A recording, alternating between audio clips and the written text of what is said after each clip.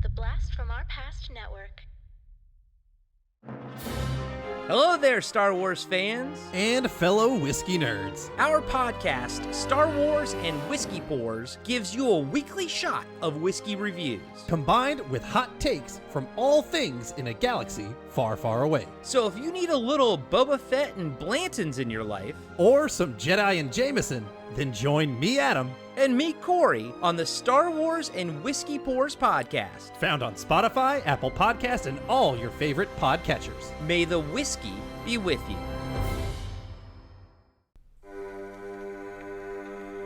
Lock your doors, close your windows, turn out your lights, for chills and thrills await you. It's time for Podcasting After Dark with your hosts, Corey Stevenson and Zach Schaefer. Stay with a friend, say your prayers as grisly ghouls close in to seal your doom. Tonight's episode, The Last Days on Mars, starring Liev Schreiber, Elias Koteas, and Romola Garai. What's up, everybody, and welcome to Podcasting After Dark. I am one half of the pad team, Corey, a.k.a. Sleazy C. Joined with me, as always, my brother from another mother, Zach, the Total Snacket Schaefer. And this week, we have a movie given to us by Cam Sully of the Jacked Up Review Show podcast. It is a Patreon pick, so as always, thank you so much, Cam. But Zach, Cam is just, he's always on a roll, man. He's always giving us some really, really fun movies to discuss on the show. Yeah, check out his show, the Jacked Up Review Show podcast. He puts a lot of time into some really interesting topics. Like, he's kind of all over the place in a good way. And his picks have been all over the place in a good way. From, I think, one of his first ones was The Believers. The Believers! Believers! I hate that song, I know, by the way. But it's, I always, anytime I hear it, I think of that movie now because that was our song for that movie. Well, it's just like, I hate that song. It's been a while, but I always say that all the time know, anyways. Yeah. Because can there be, I saw a movie called With Arms Wide Open, like a Creed one. Right. Can we just do that? Can we just do Creed names? Can you take me higher? The new movie starring Gary Sinise. I don't know. No. Yeah, Cam, you're awesome. We love you, dude. You know that. And you pick great movies. We've got great producers on our show. Producers, executive, whatever. You know what I'm saying. I think technically executive producers as far as film goes, because the executive producer, the EP credit always is for the money people. Got it. Yeah. So for you money people, hey, you're our friends too. But first of all, thank you for the continued support. We love you guys. And second of all, if you're not a Patreon subscriber and you love our show and you want to support us and help us continue to pick great stuff and talk about great movies and do all the things we love to do, because it takes a little bit of money. You can go on patreon.com/podcastingafterdark, just like Cam did. And he signed up at the highest tier, and he's the executive producer of this episode, and he's done it with a bunch of great movies. And once again, Cam, picking a movie. What am I picking a movie downtown, going fast? Why is that song stuck in my head? Anyways, he picked a really interesting film, Last Days on Mars. I am excited to talk about this movie with you. Well, this is one that I've been wanting to talk about for a while because Zach and I have the same experience with this film. This came out in 2013, and we saw it together. I was still living in Santa Monica in 2013, and it was when we were on a kick of like watching movies together all the time. That same year, we watched Europa Report, which is another movie that we both really enjoyed. Another sci-fi horror / sort of horror film. Now, this is definitely much more sci-fi horror, but this came out the same year, and I think it was probably the same year that Zach and I went through a chunk of John Carpenter films, which we didn't know at the time was the inception for the auteur de force tier of going through an auteur, their filmography, movie after movie in order that they came out in. So, Zach, have you seen this movie since? No. Okay. So we will talk about if it holds up, but I do know that we both enjoyed it back when we first saw it back in 2013. But guys and gals, I'm going to say this right now. One of the things that I loved about this movie when I saw it with Zach back in 2013 is that I had no idea what it was about going into it. And Same. And I remember you were like, hey, this just looked neat. Sure, why not? It came across my path. Wow, let's check it out. No idea what it was about, and we'll talk about what it's about in a little bit. I did the same thing to my wife when we watched it for a viewing, for this review. I was like, don't watch any trailers. I even made sure she like didn't see anything on the menu screen of the Blu-ray because I just didn't want her to know anything going into it, and she appreciated that. So I'm just gonna say it right now. It's not a spoiler what this movie's about, but if you've made it this far without seeing what the movie is about, go watch it. Go check it out. Zach and I both, we enjoy this film. Full recommendation on my part, at least. So, but go check it out fresh. And it deserves that. Not many times is a movie come out that like you can actually do that with. Zach, I always fucking think about From Dusk Till Dawn. Like how you watch that movie and clearly it's supposed to be a fun surprise that it's a vampire movie. But that was given away in the trailers, man. And like what I wouldn't fucking give to go back in time and see that completely fresh and not knowing that it's a vampire movie. So guys and gals, go check out Last Days on Mars right now. Oh my God! Can you believe they had clowns on Mars, Corey? It's actually a sequel to Killer Clowns from Outer Space. And Ghost of Mars. It's a twofer. Fucking Ghost of Mars. Guys and gals, this is a zombie movie. This is a space zombie movie. Two of like my favorite fucking genres in one. It's awesome. I love the zombies in this film, and we'll get into all of that. But yeah, space zombie movie. Holy fucking shit. On Mars. Yeah, I mean, I was so blown away when it's revealed in the film, like the big reveal, and shocked. And I remember watching it with you because this movie is very much a straightforward, like by the numbers Mars film. Yeah. And there's been a lot of Mars movies. And the idea of being on a planet, being in your spacesuit 90% of the time, kind of been there, done that with so many movies, especially around this time, because a lot of Mars movies had come out up until this point. So when the big twist happens in this movie, it's such a great surprise and reveal, but we'll get to that in a minute. Yeah, and it's not like, the zombies get revealed like in the first third of it, like, 30 minutes into it. So it's still like 30 minutes in. in. And then it becomes like kind of a pretty straightforward zombie film with some twists and turns, which are kind of interesting. But Zach, you did mention, there was for a while a glut of like Red Planet movies, Mars films, and also too like just space movies in general, like Sunshine. But like since we're talking about Last Days on Mars, we're talking about Mars. What were some other Mars movies that came out around this time? Well, besides around this time, I forgot that Total Recall was a Mars movie. Yeah, technically Total Recall is a Mars movie. Yeah, you're right. But I was thinking, Corey and I, before we came on with y'all, we were talking about like around the 2000s era. Yeah. It just seemed like for some reason, to me, it felt like there were more Mars movies coming around the 2000 era than normal. Yeah. John Carter was a Mars movie. Right. You're right. Yep. That came out in 2012. Mission to Mars came out in 2000. I believe Brian De Palma might have directed that movie. Is that the Gary Sinise one? Yes, it is, with Tim Robbins and Don Cheadle. Yeah, that what movie. What a cast. I believe that was a Disney production, and it is weirdly violent. Like there is like some pretty violent deaths. I remember what's his name? Tim Robbins, you said. I think he takes off his helmet in space and his face freezes, but also there's like this giant tornado on Mars that like sends like giant boulders and rocks through like people's masks, and one guy gets like spun around and blows up in his suit. It's not a horror movie. It's one of those movies where it's like an adventure film, like Congo or something, but then there's crazy, like, gory deaths in it. Yeah.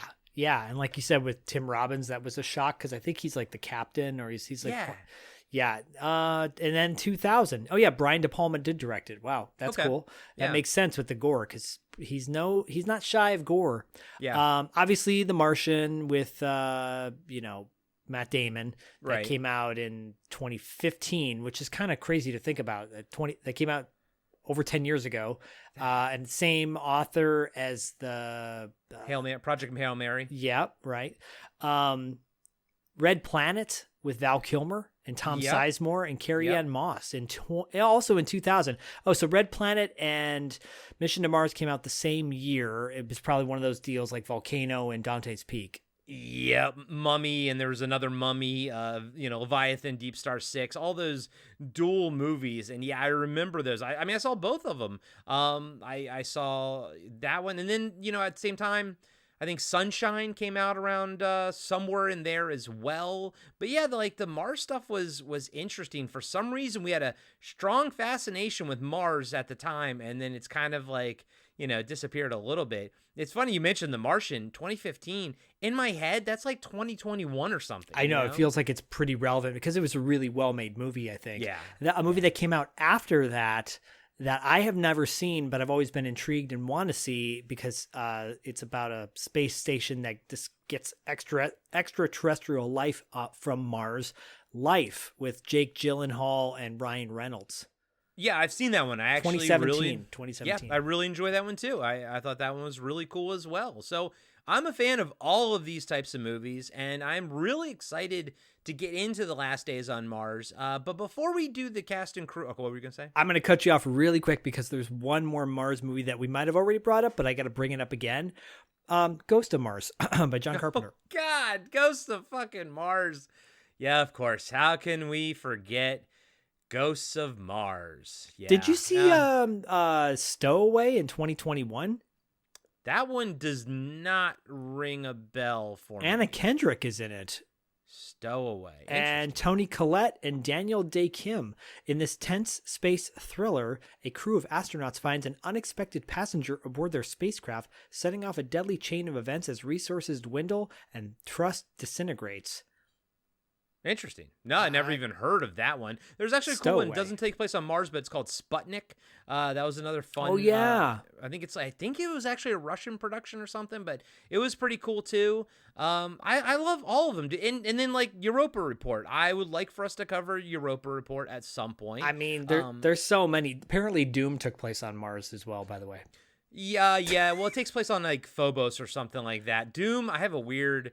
Not connection with Doom, but I had a weird viewing experience of Doom. I watched it 3 nights in a row, and by the end of it, it was like eating too much candy or something. I was so sick of it by that point. I never wanted to watch it again. It was this weird set of circumstances with my roommates that I lived with at the time that it forced me to sort of watch it 3 nights in a row, and I was like, I never need to see this movie ever again. Oh God, 3 nights in a row. That's like watching Deathstalker 3 times in a row. But the opposite feeling of actually enjoying Deathstalker. Pretty much. But yeah, so before we get into the cast and crew and everything of The Last Days on Mars, I do want to mention a little background on it. It is based on a short story called The Animators by Sidney J. Bounds, which was first published in 1975. The budget for this film was $10 million, which is actually a pretty low budget for as good as it looks. That's low budget. Well, unfortunately, it only grossed $187,000. Oh, God. Yeah.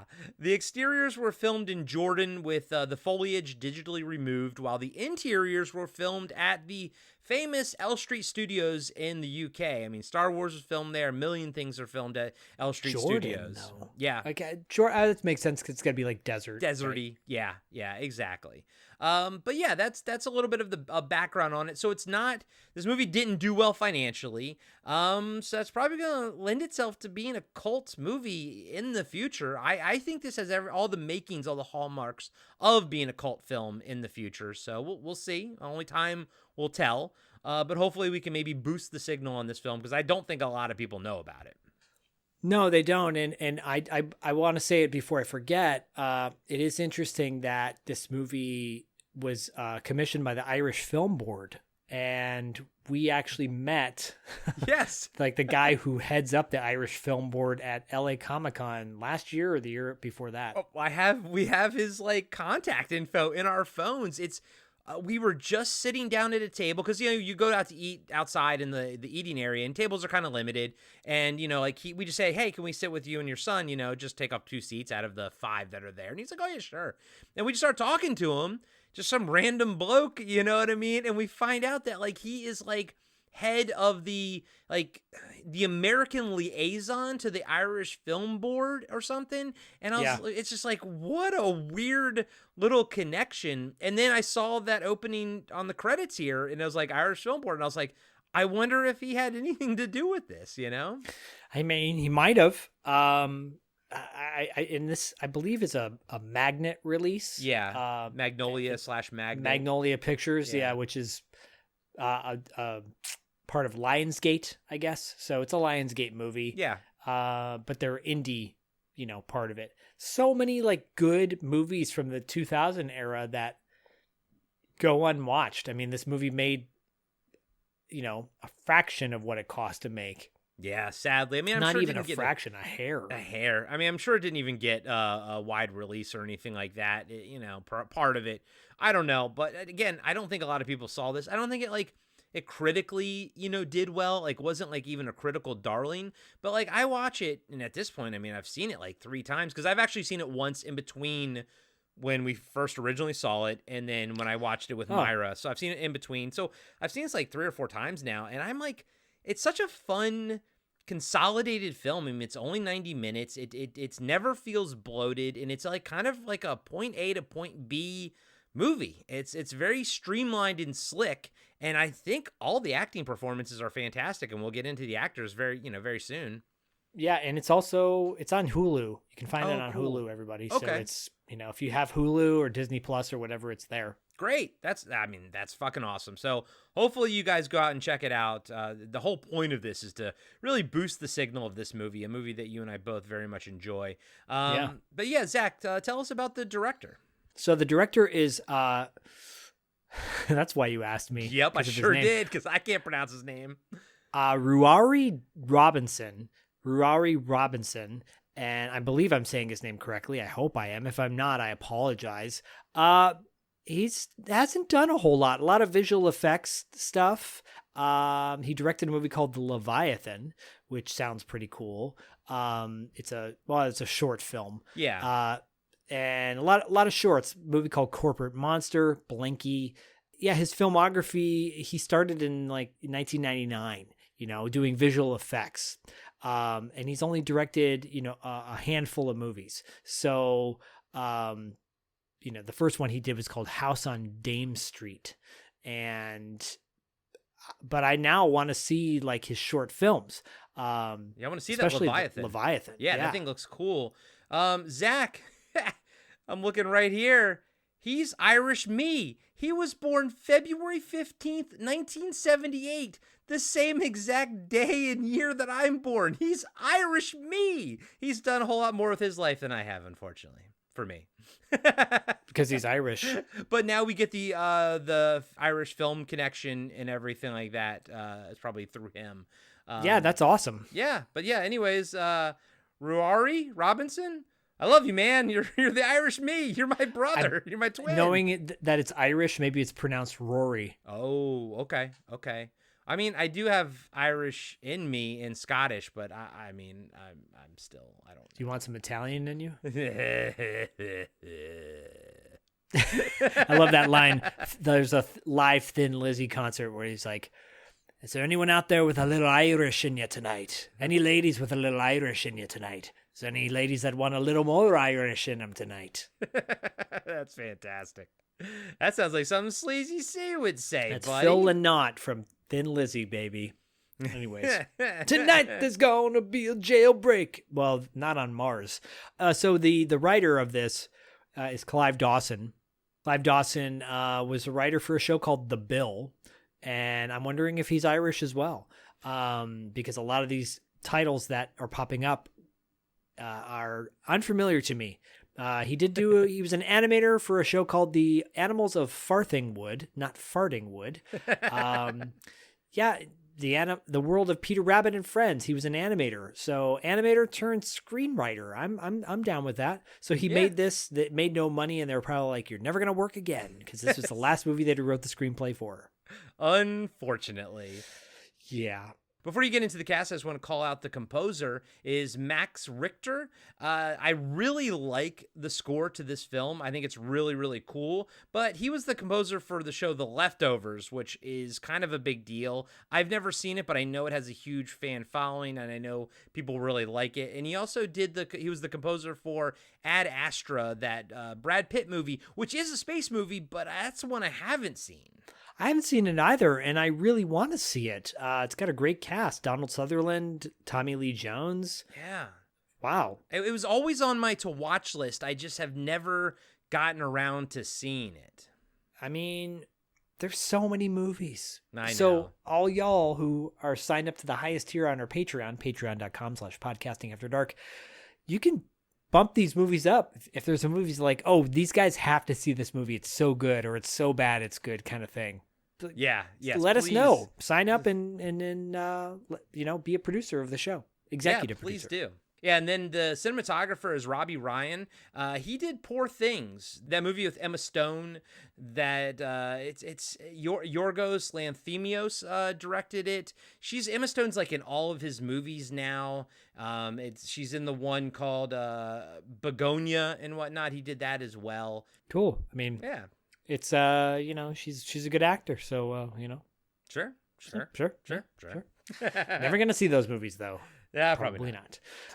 But let's get into the cast of Last Days on Mars, because it's for a small cast. There's a lot of great actors in it, two of which I love immensely. Liev Schreiber is the lead. Y'all know who Liev Schreiber is.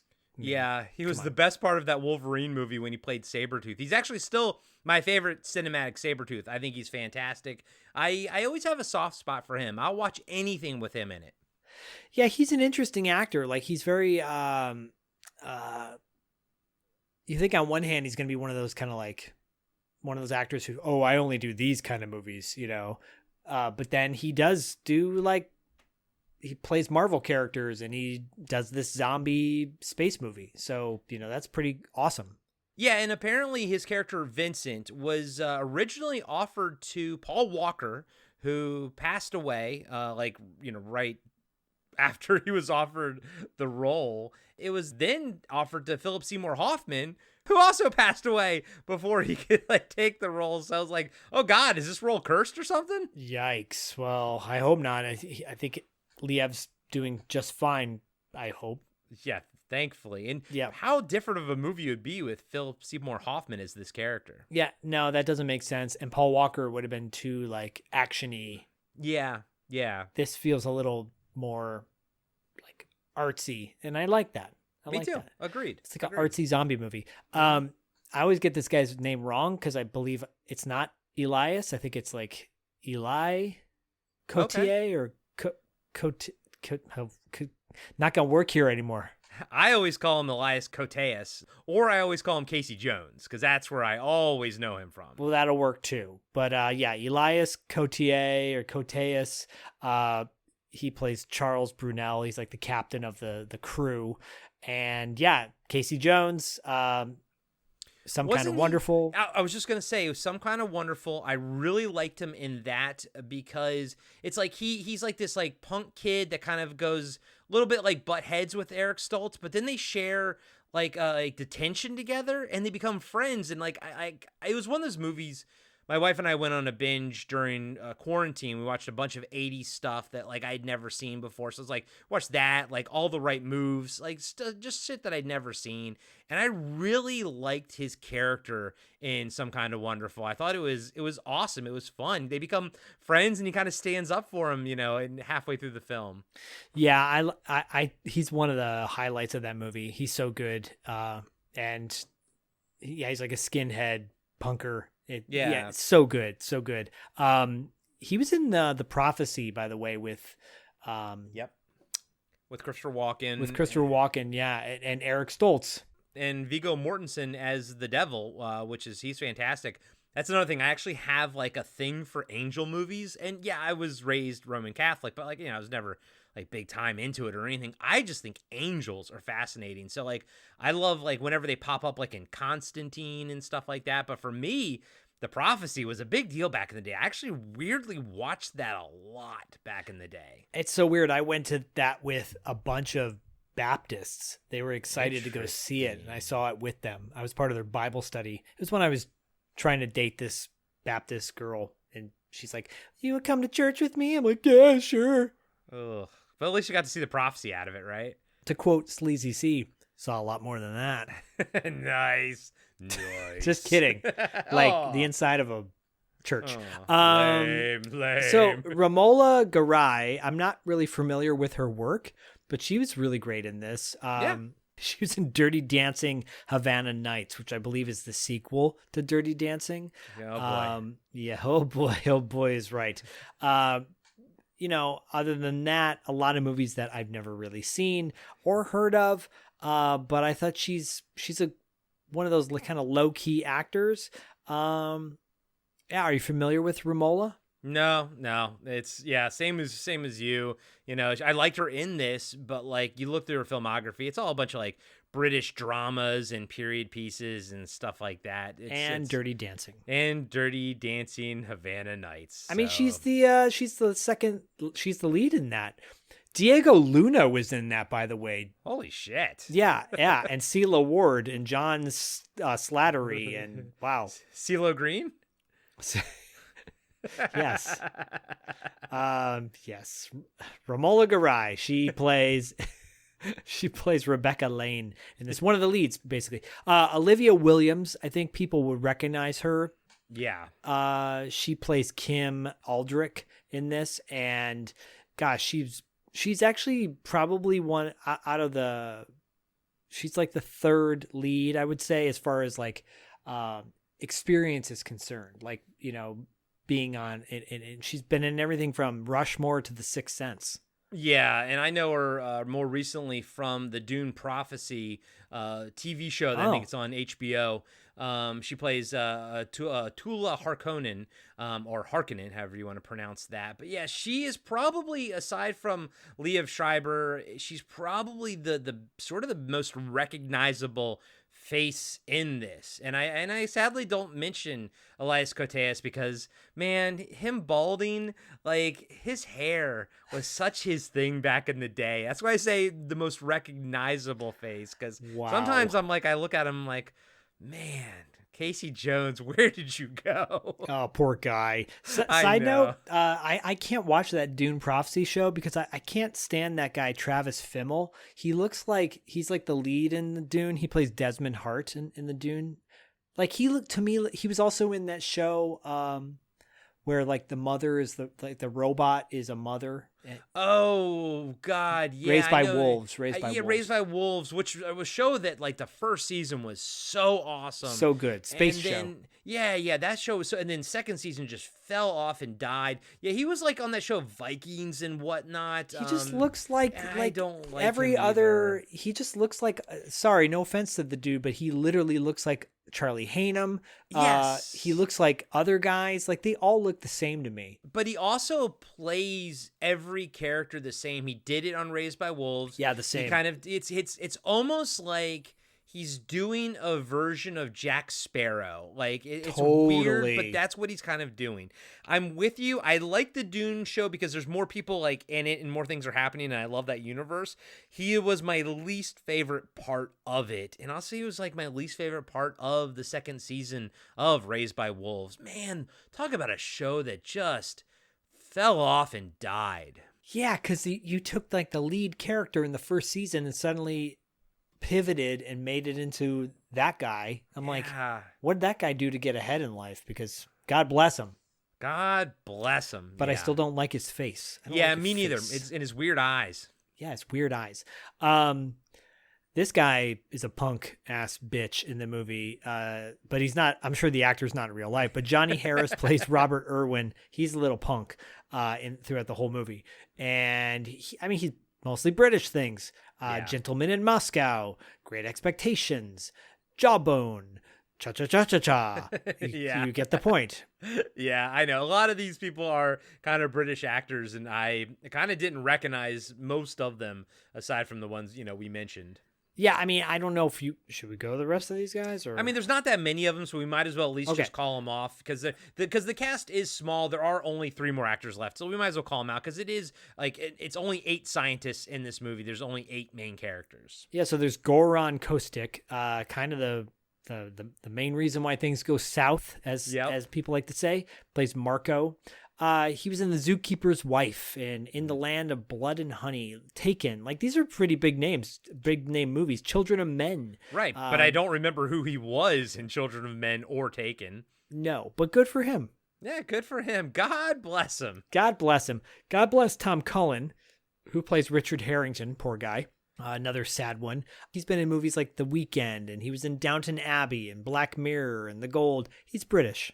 Yep, he's British, so you know what that means. Not going to talk about him anymore. Yrsa Warsama, who plays Lauren Dalby. I feel like she had a relationship with Marco. There's kind of like... I picked up on that too when you watch it. I actually picked up on that as well, which is one of the things I liked about the movie is some of the subtleness that they don't bring about, like the script doesn't actually talk about, and you have to just sort of infer things from what happens on screen. Yeah, I like that. It's a feather in the cap for this film. She was on that Castle Rock show as she played a character on that, but I never watched that show. I don't even know if that show's even on or did it like survive, but she was Dr. Nadia Halwadag. I have no idea who the hell that was, but I mean, I remember that was kind of a big deal at the time. Yeah, I actually I did a voiceover promo for that way back when, and I was very proud of that because I was like, oh, this is fun and different.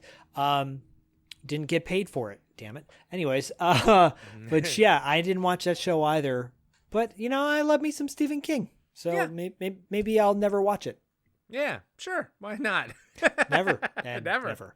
Nope, probably not. But yeah, it's a small cast. It's one of those movies where there's just 8 scientists in it, so that everything happens to them. And because it takes place on Mars, you know, there's no other like civilians, there's no other like pockets of humanity around. Like everything kind of gets dealt with by them as, you know, things happen. Well, they've got like inconsequential astronauts who show up at the end, but you never see them. It's all ADR voices that sound kind of generic, to be honest with you. And they were, you know, so God bless those guys for getting apart. Yeah, exactly. So, all right, well, let's roll the trailer for this one.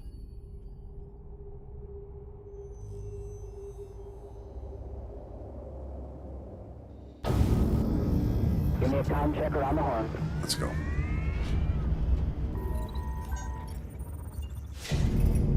Time check, final approach 19 hours, 56 minutes. All right, copy that. Be great to see you guys again. I need to go back out again. Forget it. We need everyone on base. Where are you guys going? That's definitely not what it looks like. Anyone want to tell me what's going on? Just want to know what's so urgent.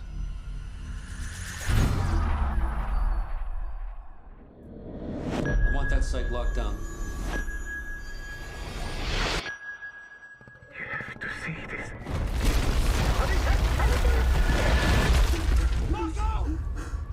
Oh my God. Take me down. They're gone. Harrington, you seeing this? I don't know what it is, but it's definitely alive. There's footprints here. There's 2 pairs. What the hell? They walked all the way back? They look like they're headed back towards base. Liev! Do not open your bay doors. Repeat. Do not open your bay doors. You're okay, you're okay.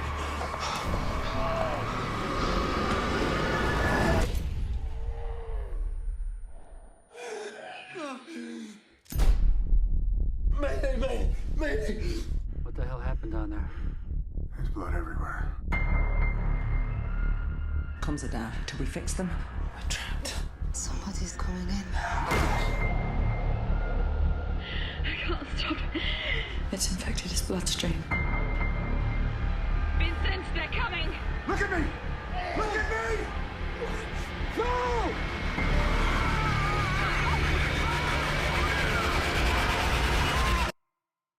We can't let this get back to Earth.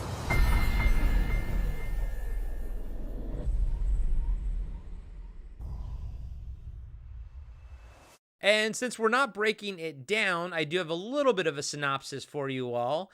After spending 6 months on Mars with very little to show for it, 8 scientists have only 19 hours left before their extraction shuttle arrives when they finally make a historic discovery, evidence of microbial life. The discovery comes at a high cost as one of the scientists is lost when the ground opens up and he falls into the darkness below. What emerges from the crevasse isn't human and might not technically be alive. Now the remaining personnel stationed at Tantalus Base must fight for survival as their numbers dwindle and their rescue window closes. These are the last days on Mars. My wife called it out. It's her only critique of this entire film. It's like the last 19 hours. It should just be called the last day on Mars. Yeah. But why call it last days? I'm like, okay, yeah, you're right. You're not wrong there. Yeah, that's kind of weird. I mean, look, there's a few things in this where I'm just like, well, that could have been tweaked a little bit better here and there. For example, you're introduced to all the characters right away, and there's already tension amongst people. Kim, specifically. Yeah, Kim's a real bitch. Yeah, no one likes her, like, at all. So when she kind of has her moment, when she gets attacked later on in the movie, are you supposed to have sympathy for her? Because I really didn't. Yeah, I mean, I don't know if you're supposed to have sympathy for her. Like, and she's not like just a pure bitch to be a bitch. Like, you can tell, like, she's a scientist that's clearly driven, and I don't think any of these characters are supposed to be like, oh, they just got here haphazardly. Like, they probably worked their ass off. And the fact that, they're heading home, this is like the second shift on this planet. She's like, we've discovered nothing. Like, we've wasted everyone's time, essentially. And she's just so desperate to find something that I think it kind of brings out the worst in her character. That being said, like, when she does get got, I don't feel too much sympathy, but the actor does a good job of, like, because it's one of those things where it's like someone closes the door on her and the doors, have glass, you can see through them. So she's like, they look at each other in the eyes as she sort of, gets whisked away and everything. But yeah, she's definitely a real biatch though. Yeah. Yeah. And I get that. Like, they're disillusioned and they're bitter and they're upset that there's nothing to be found on this planet yet. And I like the skipper, the commander, Elias Koteas character. Like, he's not this, like, loud, in charge kind of guy. He seems very sensitive, very thoughtful. Doesn't make, at one point, doesn't make maybe the best choice of letting Kim behave the way she behaves. He seems like he's kind of like tries to be a people pleaser. But I was thinking about it, I was like, I don't know, you might need somebody like that if, like, 8 of you guys are stuck in a freaking habitat, an enclosed space for 8 months or whatever it is, 6 months that they're there. Like, you kind of need somebody who's maybe not gruff, but somebody that can kind of just soothe things over and becomes almost like this emotional, someone you can go to, you feel safe that you can talk to them and everything like that, So when he gets got, it's that's what sort of sends people off into a spiral, because of course whenever the captain goes down, it's Apone and aliens. You always have to have the captain go down like halfway through the first madness, because and then other people have to step up and everything. Yeah, and even though Liev Schreiber's Vincent is the lead in this film, this is very much an ensemble where you feel like anybody could be the survivor or survivors of this movie. It doesn't have to just be him. And you're kind of introduced to him in a way where he's got a mysterious backstory, where there's some tension there. They're talking about going home, and he's talking about how, going home would be basically being in a coffin for 6 months. And, his kind of like his best friend up there, who is Romola, Rebecca, she's kind of like his confidant. Yeah. And she finds that interesting that he compares it to a coffin. Yeah. But then as the movie unfolds, you kind of get a sense of like, oh, they have a deeper relationship for one specific reason. Right, because his little backstory is like he's claustrophobic, and when he was on the trip out to Mars, I think he almost basically went out the airlock in this like manic claustrophobic thing. You don't see like all the particulars, but you get the gist of it, and you also get the gist that she saves him. And I even like the fact, because you think to yourself, it's like, well, why the hell would they even allow somebody who's claustrophobic even out there? But he even says that. He's like, I think it was one of those things where he didn't even know he was probably claustrophobic until he got into that situation. He's like, he even says, he's like, they were supposed to weed me out. Like, why didn't they weed me out? Like, they're supposed to have tests for this. So like, and I kind of like, I get that, because I'm not gonna lie, like, so Zach knows, and if you guys have ever seen pictures of me, I have a beard and a mustache. And one of my nervous twitches is if my mustache hair can get into my mouth, I pick it with my teeth. I kind of pick it out, which can leave little bald spots. It sounds weird, I know, but I have a point. And so I have to keep it trimmed and not do that. And I also have to make sure that I don't do that. But here's the thing. I never knew when I was younger that was a nervous tick that I would have until I had the mustache and everything. You know what I mean? So like, I get it. He probably never really had a moment where he had to deal with his claustrophobia until he's flying in what he says, like a coffin strapped to like a nuclear reactor going through space. Like, he never knew it was going to happen until it fucking happened. So like, I kind of got, I get that, and it gives this character a little interesting, little thing to work with and play with in some different spots in the movie, Yeah, agreed. It's good because, one might think that he's not going to survive based on his panic attacks. Exactly. And, when you are introduced to everybody, I will say the first part of the movie, I had to turn subtitles on because there's a lot of low mumble acting in this and with heavy accents. And I was like, what the hell are they saying? So thankfully my wife actually prefers subtitles on. So I had to turn them on at one point when I was, watching it. But it was a little bit of a critique for me at the time. And even now, when I even watching again, knowing what they're saying, I still can't fucking understand some of these people at the beginning. Seriously. No, I agree. Same. Thank God for subtitles. But I will say that this movie looks beautiful. And for such a quote unquote low budget, it doesn't look it. Like they're driving around in these vehicles that look like that are real, right? Like those aren't miniatures. Like those things are real rovers that work, right?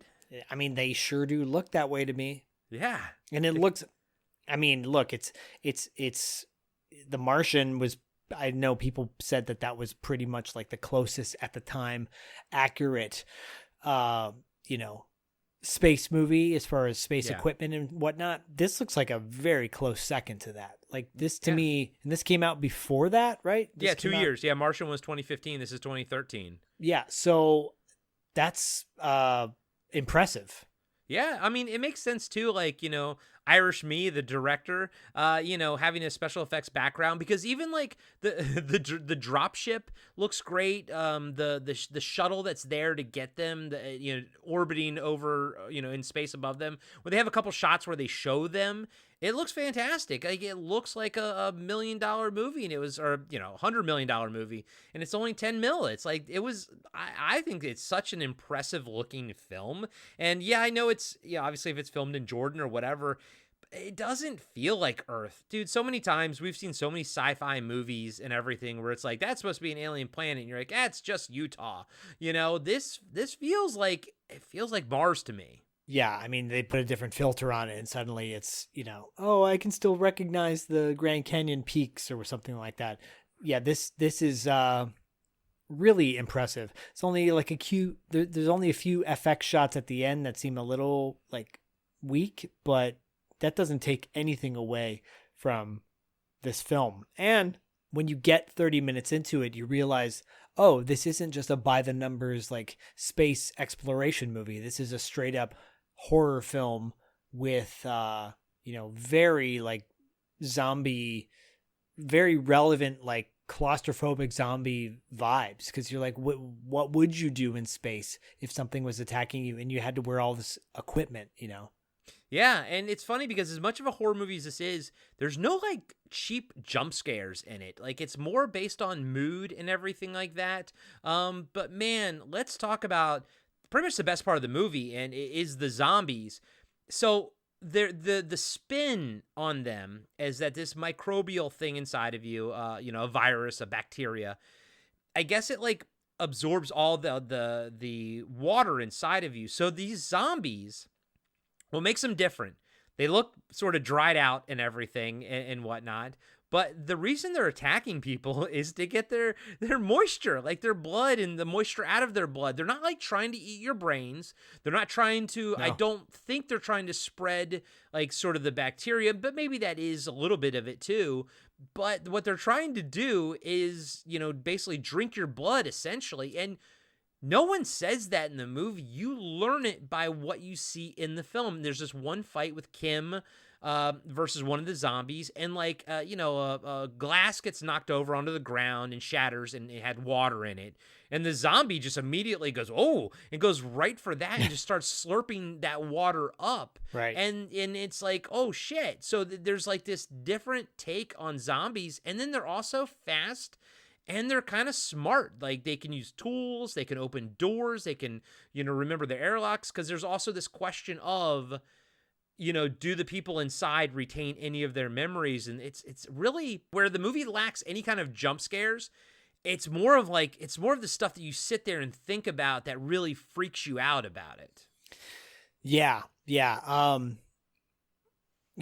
So basically Marco is one of the astronauts. He's the one that makes this discovery of these little organisms that are alive on Mars, and wants to go out and basically get a sample.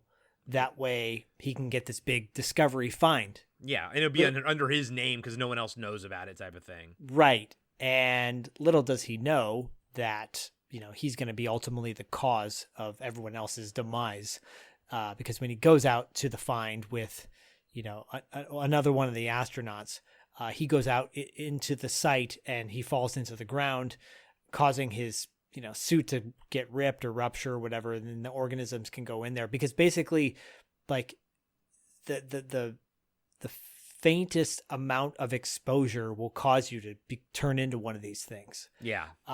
Which is very scary to think about, because we haven't put anybody on Mars yet. We will, I think in our lifetime, we will see people go to Mars. I think so. And who knows when you go down there and you actually touch down, what's going to happen, Right. So it doesn't feel that far-fetched to me. And the ability to get exposed to the virus is so easy in this movie, which on one hand is like a great setup, but on the other hand, it's kind of a bummer, because you're like, oh, these guys, all they got to do is basically get touched by this stuff and then they're infected. It's almost like a cold, I guess, Yeah. You remember when people used to wash their hands? Yeah. I know. And think that, people don't care anymore. Back to not caring again. Hentai virus coming soon. We might need a hentai virus coming soon. But Zach, what do you think about the look of the zombies? Because these aren't your typical, they're gory, but they're like dried out prunes versus like having like blood and goo dripping out of their face or something. They look like they've been mummified. They look like mummies come to life. Yeah, they're kind of black too. And depending on what device or TV you watch this on, make sure your settings are appropriate, because it's kind of darkly lit at times. It's hard to see, which maybe that was intentional, special effects wise, but they're really cool looking. Yeah, they move like 28 days later kind of zombies. Yeah. Sorry, infected. Yeah. Do you remember that when that was a thing too? These aren't zombies. These are infected, but no. Yeah. These are zombies. In The Last Days on Mars, these are zombies. Yeah, they're space zombies. And I don't think there's ever been a movie that has been like that. We've seen space vampires in Life Force, but we haven't seen space zombies. We've seen sexy space vampires in Life Force. I mean, I was waiting for it. I teed it up for you. Yeah, knocked it out of the park. But yeah, and I think too, the idea that they are, dehydrated and that's what they need to feast on is another cool twist, and here's the thing, like, you don't really dislike anybody in this. I don't think they needed to do what we'll talk about in a little bit with one particular character, basically making him a villain in this. I don't think you needed to go that route, because everybody wants to go home at this point. And once they realize that within the first 40 minutes or so, you dispose 2 astronauts pretty quickly, and then the captain dies soon after that. And so there is a level of desperation, but you don't need to make someone like a Carter Burke in this, which is what they do with one character. Right, because you have to, like a typical zombie trope, you have a character that is infected, that doesn't want to tell people that they're infected. But there's a lot to do in this movie about losing who you are and, forgetting things. Like the captain starts to forget, who he is. Like and it happens pretty fast. Like the infection goes pretty quickly. But this one character that kind of becomes like the dick character, it's also the one that kills Kim, that locks the door to kill Kim and everything like that. He's like, he just wants to see his daughter again. So you understand, like you get his motivation. He just wants to get off the planet to see his daughter again. And they kind of reinforce it early on because the station has all these power outages, and like Liev Schreiber is the only one that can actually fix anything on this station. Apparently you only send one engineer up into space. You think you'd have a backup, but sure. Like, so he missed his window to talk to his daughter for her birthday or something like that. And so like he desperately wants to, see her, but then when you know that they're infected and they're about to go, they start forgetting things. Like he's like, I don't remember what she looks like, or he doesn't remember her name. And the captain, the skipper, Elias Koteas, he's like, I don't remember like his kids' names or something like that. And it's just, again, what I like about this movie is not so. I love the way the zombies look. I think that's fantastic. But it's not the jump scares. It's not the gore. What's scary about this film is just this idea of losing yourself. And then there's also allusions to the fact of like, are you still trapped inside? Like one of the zombies, when the door closes, gets their fingers cut off. And, it seems painful to them and everything. And then they happen to see their reflection in the window, and it freaks them out, and they don't want to look at themselves. So there's like, again, it's another, what I said earlier, you don't come out and say any of this stuff. You just sort of have to interpret what the movie's giving you. And all the clues are pointing to your mind might just be trapped in this dying body. Like maybe you can still remember things. Clearly they remember how to use the key code to get in the door. Like they remember their code and stuff like that. So, it's just, that's what makes the zombies in this so different. In some ways they are familiar and everything, but it makes this movie so very unique in the zombie genre. They're like the zombies in Ghost of Mars. Oh, Ghost of Mars. God, I hate that movie. But if you want to hear us hate on it, sign up at our Patreon, patreon.com/podcastingafterdark. Under the Tour de Force tier for the Carpenter Factor, and we talk about it. Man, how different that would have been if it was a Snake Plissken movie like it was originally supposed to be. Oof. Can you imagine Snake Plissken on this planet with these guys, these zombies? Oh, dude, speaking of another, he would destroy him. He'd fucking kill the shit out of him. There would be no problem. But, dude, I just occurred to me, another space movie, Soldier with Kurt Russell. Oh, yeah. Was that a Mars one or just? I think it's just out in space or whatever. But yeah, I have not seen it since it came out on VHS originally. And at the time, I didn't know that it was connected to Blade Runner. Like, it takes place in the same universe as really? Blade Runner. Yeah, and Arrow just put out like a 4K. I ain't buying a 4K of Soldier, but I am interested in maybe rewatching it one of these days. Does Blade Runner take place in the same universe as Aliens? Yes, that is yes, it technically does, although I don't know. Here's the thing. Soldier absolutely takes place in the same universe as Blade Runner. Cool. that is a actual, on paper it does. Blade Runner and Aliens, there's these illusions that they do, and no one's ever said it technically does or whatever, but people sort of put it together and everything. I don't know. I kind of have a hard time buying that, mainly because the Roy Batty and whatnot in Blade Runner, they all bleed like blood, even though they're robots or whatever, but their blood is red, whereas all the ones in the Alien universe are white. But I guess you could say, well, that's Weyland-Yutani versus whatever they were, whatever. But that's true. It's true. Anyways, does Gladiator take place in the same universe as oh, Blade absolutely, yeah, of course. Sure. It's just in the past. That's all. It's all Ridley Scott movies all take place in the same universe. Exactly, it's the Ridley Scott. Does Napoleon universe. take place in the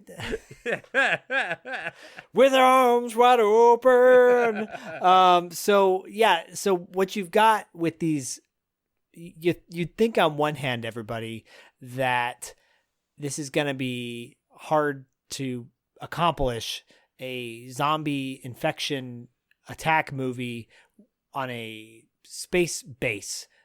Mars base, but there is enough, landscape to use because these zombies can walk around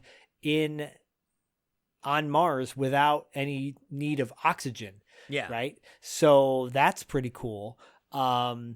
And so they're moving around through all of Mars. So they're using the rovers, they're using the bases, they're using the hydroponic lab, Yeah. But spoiler, everything gets destroyed.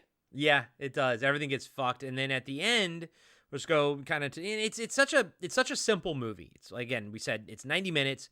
Kind of point A to point B. You deal with like this problem here in this area. They never sort of stay in one area too long. They have a problem. They try to overcome it. If they don't, they got to get the hell out of there. And it ends up essentially, and there's also a counter, counting down. You have 19 hours. And so it gets near the end. So the dropship comes down and, of course, they're radioing them. They get no response and everything. And by that point, it's really just Liev Schreiber and everything. And him and the sort of the asshole, every zombie movie's got that fucking asshole. It's got the Burke. It's, yeah, dude. And, in Tom Towles and Night of the Living Dead remake is that guy and everything. Right. So there's always one guy at the end who wants to get back to see his daughter and everything like that. What was that character's name again? Yeah, it's Irwin, Robert Irwin. Irwin, yeah. He's also the doughy guy and everything. He's the guy you want to punch in the face, of course, But he wants to get back, and he's infected. And he was just grabbed in the neck, like by Elias Koteas, the captain. That's what I'm saying. Like I don't remember seeing any skin being broken in that. No. I think you just basically get grazed, and that's it for you.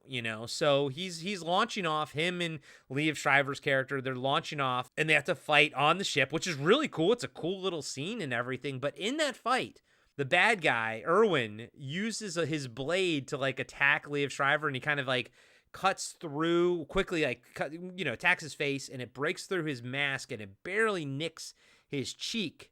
And of course, he gets out into space, and Liev Schreiber, shoots him out, jettisons him out like the Queen in Aliens. But he's pretty much fucked, right, Zach? Like, he even knows it too. Like, he even sends out a communique. He's like, I am most likely infected. And the knife that he used was originally through Irwin's hand, so there's no way, shape, or form. Like, what's your take on the ending there? Is Liev Schreiber's character infected or not? Well, this is my take on the overall movie, because there are moments in this when people get stabbed, but nobody gets like bitten, you know? Never a bite. Yeah. So while Marco in the beginning of the movie discovers the organisms, and I'm going to get to that, my take on Liev's character at the end. Yeah.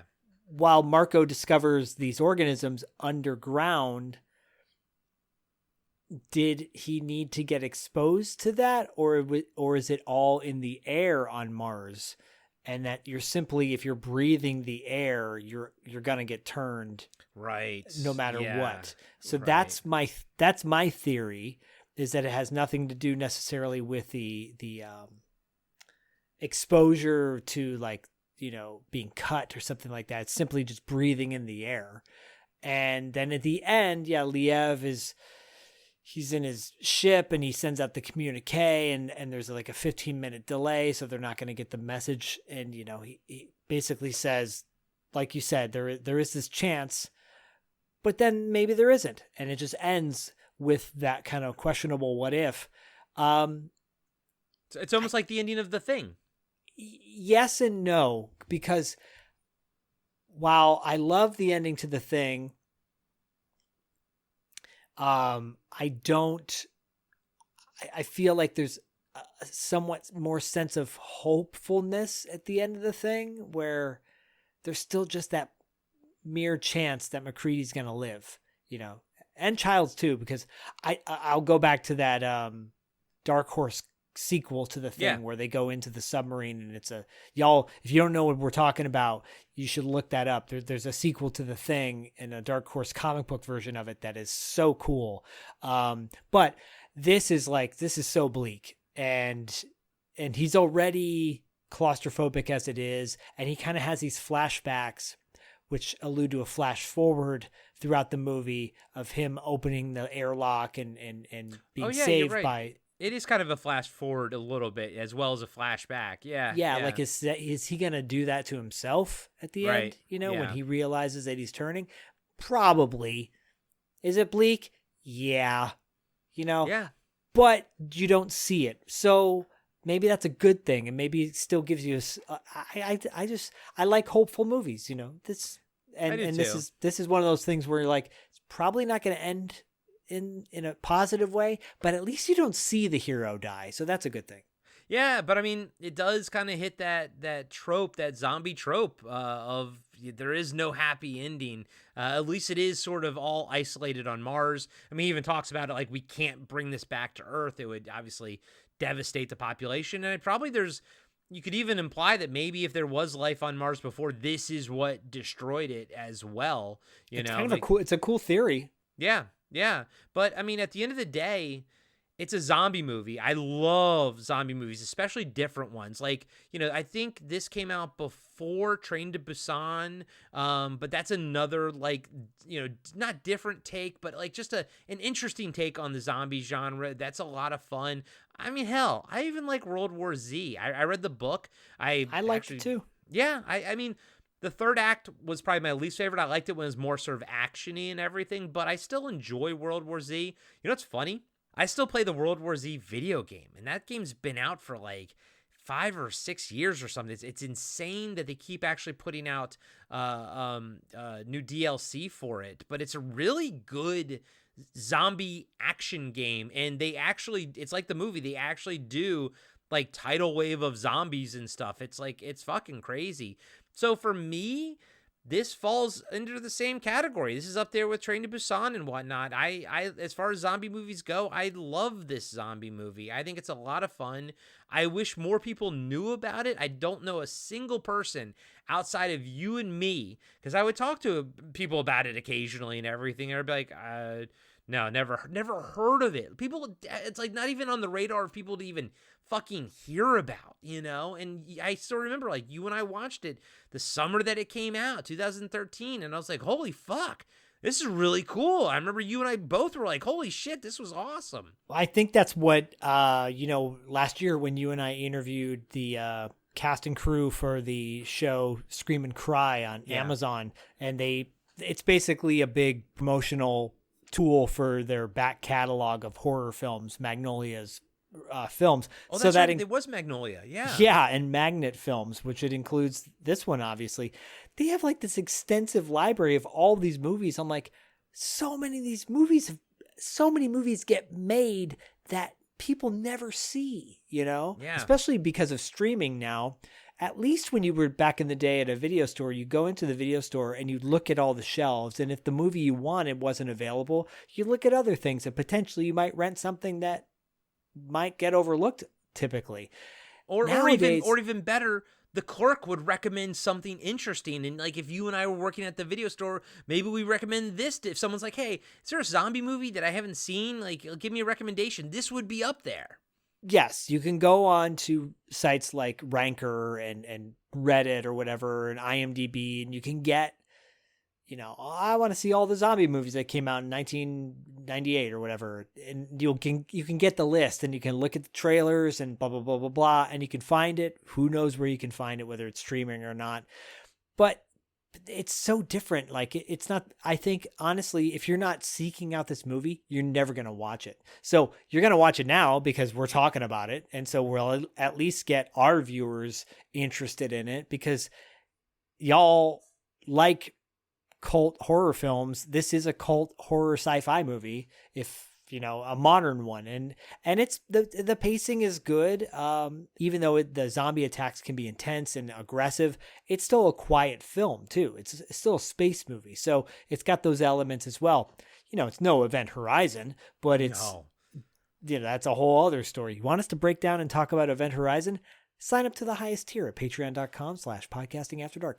But I really like this movie a lot too. It was I hadn't seen it since I watched it with you, and when I was describing it to my son Bodhi, he was like, "Ooh, that sounds really neat." I'm like, "Yeah, I think you would really like it." The first 25 minutes or so, or the pacing's slow, but think about that. So are so many other movies that people love. Texas Chainsaw Massacre, there's no real drama until much deeper into the film. Yeah, I was actually going to ask you if you showed this to Bodhi or not, because I thought he might actually enjoy this one. I think he still doesn't like jump scares. Not jump scares per se, because this doesn't have those, but it's really, I feel like the zombie attacks are pretty intense and pretty scary. Yeah, my nephew also, he's actually pretty scared of zombies. I think even when I was a kid, I mean, that's why I love zombies so much, but that was kind of the only horror genre that did scare me. And I think it's just the fact that they look like people, and you're like, why can't I reason with you? Why can't I talk to you? Why are you attacking me? Why are you biting me? What's the first zombie movie you remember ever seeing? Well, I mean, I watched see, that's the thing. Like, so I watched Night of the Living Dead remake when I was 12, and that's always going to be one of my favorites because of that. And so I don't know if I'm sure I watched Dawn of the Dead before that. I'm sure I watched Night of the Living Dead and Day of the Dead before that. But I mean, the first one I saw in the theater was Night of the Living Dead remake, and I was 12. I love that one, and I love Day of the Dead, but I also love Day of the Dead because of how bleak it is. And I'm with you. Here's the thing, like, I am with you. I don't necessarily like movies where everyone is going to die at the end, or at least your main character is going to die. Spoiler, it's kind of like what I have a problem with the Smile movies. It's like, why do I follow somebody that's just going to die at the very end? Thanks. Spoiler alert. I definitely don't. I didn't want to see it, but now I don't need to see it. But sometimes, I mean, the exception to that rule is sometimes I do like a bleak movie, and Day of the Dead is one of the bleak ones that I do actually enjoy. But yeah, I don't remember exactly what maybe my first zombie movie was, because also too, my dad didn't watch a lot of horror. He always watched action and sci-fi and stuff, so I had to have watched it with Luke. It was probably the original Night of the Living Dead is what it probably was. Oh. What about you? Yeah, Dawn of the Dead was the first one I ever saw. Okay. Because of Eric. We rented it at the video store. I remember it was Media. Media was the distributor, so it would be like that. Din, din, such a cool intro, but it terrified me. It specifically terrified me when the hero, one of the cops, the blonde one, not Ken Foray, Roger, Raj turns, and that freaked me out. His face, and I remember having, I don't know how I got this G.I. Joe figure, but it was the British ones called Action Force. Oh, okay, yeah. And they were not.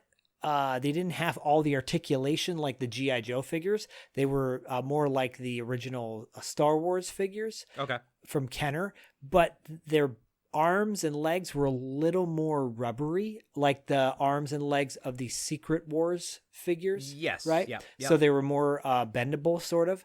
And this figure I had, he was cool. Like, he had a little cap accessory and a little gun, but he looked like the Flyboy from Dawn of the Dead. Yeah. And so I was probably 9 or 10 at the time when I saw that movie.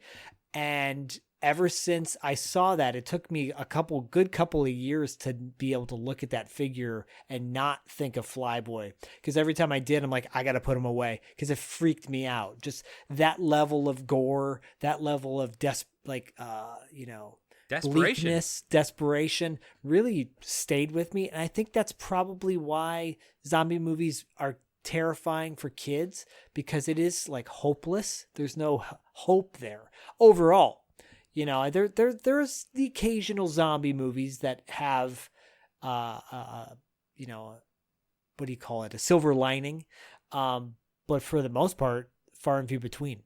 Yeah, because Jason Voorhees, stuff like that, it's terrifying, but it's at the camp. Like the rest of the world is still normal, so like it's almost like in your head you're like, if I run fast enough and far enough, I will get away from this thing. Whereas with a zombie movie, there is no getting away from it. It is 100%. Everything is all consuming, So yeah, I'm with you, man. They're freaky, and like, yeah, I know my nephew would be freaked out, and yeah, I guess Bodie too. So, but maybe one day, I'm sure in the future he'll watch it and everything. Oh, yeah. And like, do you think that this has the potential to be a cult movie in the future? Do you think it has that potential? No, I don't think. Honestly, I don't think anything post like 2000 has the potential, because cult movies rely on people watching them over and over again. Yeah. And there's so much oversaturation. Y'all should watch this movie. It's like, we're not blowing smoke. This is a good movie. It's a lot of fun, ? It's entertaining. It's very entertaining. But gosh, movies nowadays, like, they don't have the staying power because something else comes out too soon after, and you're like, oh, I forgot about it, And it's like, when do I have the time to rewatch something, because the next Marvel movie or whatever's coming out. But back in the day, you would watch the thing over and over again, because there is a factor of like, it's not like that there's limited amount of entertainment, but there is a finite amount, and there's still a finite amount now. It's not like there's infinite amount, but that finite amount has almost quadrupled, octupled, like whatever, 8 times, 10 times, like it is. I mean, there's so many streaming services that have so many TV shows and so many movies. It's just like, holy fucking shit, It's so much oversaturation. Bruce Springsteen had a song in the 90s called 57 Channels and Nothing On.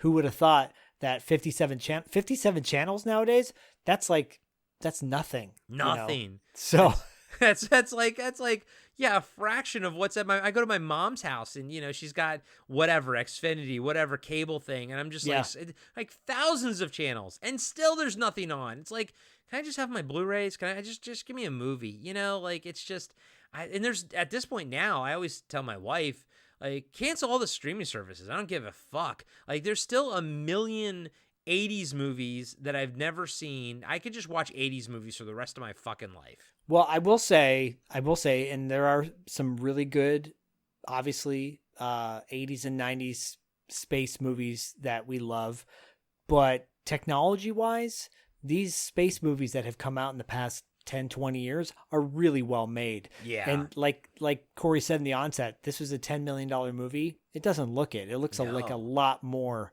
So this would be a nice companion piece with The Martian if you want to watch like bleak and then hopeful, because The Martian is hopeful, or Project Hail Mary if you want to, with this, and like maybe Europa Report if you really want to get creeped out, because Europa Report's another really creepy one that I know Corey mentioned that one as well, and I think that might be one Cam is considering as well. I don't know. Maybe. I mean, I do want us to cover on the show one of these days, because I love that movie.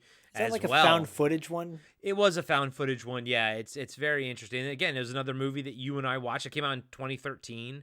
And it's interesting because it's like, it's not a horror movie, but there is like these kills, and there is like sort of monsters in it, but like they're not monsters, they're just animals like on that planet that they go to, Europa essentially. But it's a cool movie. There's another one we both very much enjoyed.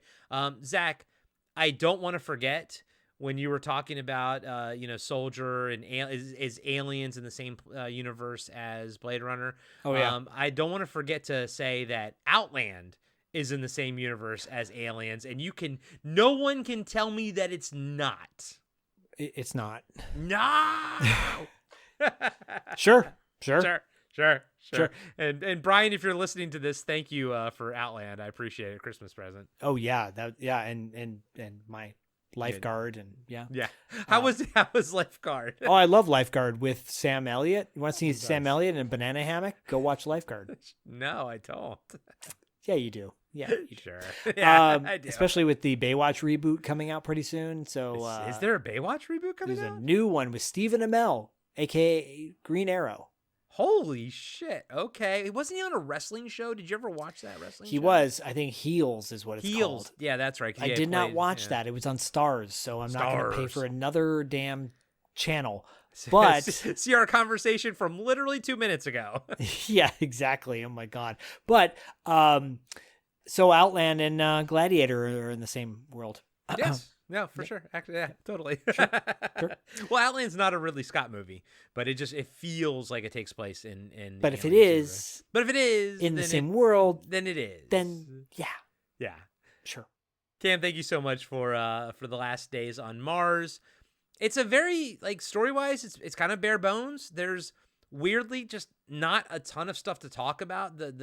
The stuff that's fun about this movie you kind of have to see. It's the zombies. That's the hook of the film, is the zombies and how well the movie looks and everything. But there's no there's nothing to goof on or anything like that. It's not like a sitting with your friends. It's a movie that when Zach and I watch a movie together, we actually watch it. We don't sit there and goof and talk the whole time. It's a movie where you want to do that. It's not a movie where you're going to put it on at a party in the background and kind of just goof on it or whatever. You want to pay attention to it. Yeah, no, you're absolutely right. And there's not minutia details that we have to go over. The thing that Marco, the little organisms that he discovers, it's very much just something they see on screen. Yeah. It's pretty straightforward. Actually, the script is feels like it's very light. That's not a bad thing. That's actually a good thing. I kind of don't mind. Kind of refreshing. Yeah. Yeah. And then when that, Creed song pops in and it's well, I just heard the news today. Maybe God, take me away. That's the zombie singing that outside the door. No, Liev starts singing and, and he's like, why the hell am I not playing in Wolverine Part 2? I wish he would come back as Sabretooth. He was the best Sabretooth. But the best wrestling podcast out there has to be Territory Marks. And I know this for a fact because I listened to it. But Zach, what is going on Territory Marks at the end of this month, man? Ooh, baby. Well, come on, man. What's going on, man? Martial Art Mayhem on $2 late fee has been taken over and busy. So Territory Marks might be slightly delayed by a week. Probably not, but it could be.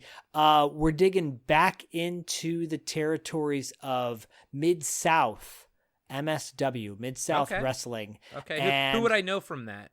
Well, so a lot of people actually. Corey and I earlier today just interviewed Paul Lazenby from Deathstalker. That's going to be an upcoming interview on the pad feed, the $2 feed, et cetera, coming soon. And we talked a little bit about wrestling with Paul. Yeah. And I mentioned the Midnight Express back in the day. Yeah. And the original Midnight Express were beautiful Bobby Eaton and Dennis Condrey. And I mentioned a tag team called Pretty Young Things. Yes, they are an homage to Michael Jackson because they come in with red leather jackets and silver gloves on one hand.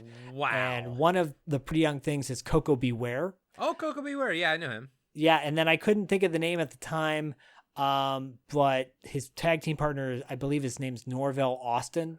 And Norvell was one of the original members of the Midnight Express before the Midnight Express became what they are. Okay. And so the Pretty Young Things actually take on the Midnight Express in a less than 5-minute match, but it's so good. And so Jim Cornette's there. Jim Ross is the announcer for the ring announcer for the match. It's an old school match from 1984. So We're going to be covering that one on Territory Marks. It's either coming at the end of the month or the beginning of June, somewhere in between there. Stay tuned. And then we did a Legends of the Territory on our Patreon this month.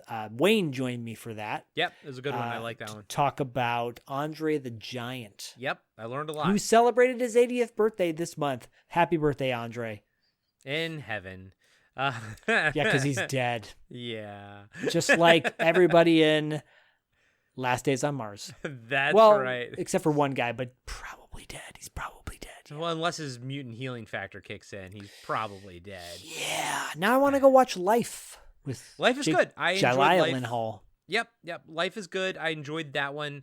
Go check that one. Did you ever see Sunshine? That was a Danny Boyle movie. I did see Sunshine. I liked that movie. Yeah. It wasn't my favorite Danny Boyle movie, but I did like it. You know what my favorite Danny Boyle movie is? 28 Days Later. A Life Less Ordinary. Oh yeah, with Ewan McGregor and it was Cameron Diaz, right? Yeah. And Delroy Lindo's in it too. I love me some Delroy. He and I think what Jodie Foster played. Is it Jodie Foster is in it? They play angel bounty hunters, which is really interesting. Oh, cool. Yeah, it's like offbeat. Yeah, it's one of those weird offbeat movies. Another one that no one like talks about, but I love it. Yeah. So Zach and I, now we have started on the tour de force tier we mentioned earlier about the Carpenter factor, and then it went into the Coscarelli factor, and then it went into the Lustig factor, and now we are covering Larry Cohen. As of the time of this recording, we have 2 episodes out. The first movie was Bone. I think that was 1971 or 72. Yep. With Yaphet Kotto, and then just recently, we covered 1973's Black Caesar with Fred Williamson. And spoiler alert, that thing was fucking awesome. We were having a blast with Larry Cohen's movies. And I think our next one that we're going to cover next month will be Hell Up in Harlem. The sequel to that one. Yeah, exactly. So loosely, I guess. If you sign up now at the $5 tier, you unlock all the previous episodes. I think there's like 30 some there. We've been going for multiple years now, and now you'll get in on the Larry Cohen factor, the Cohen factor. So check that out, and we'll eventually get to the stuff and everything like that. It'll be all of his movies in order at that they are released and everything.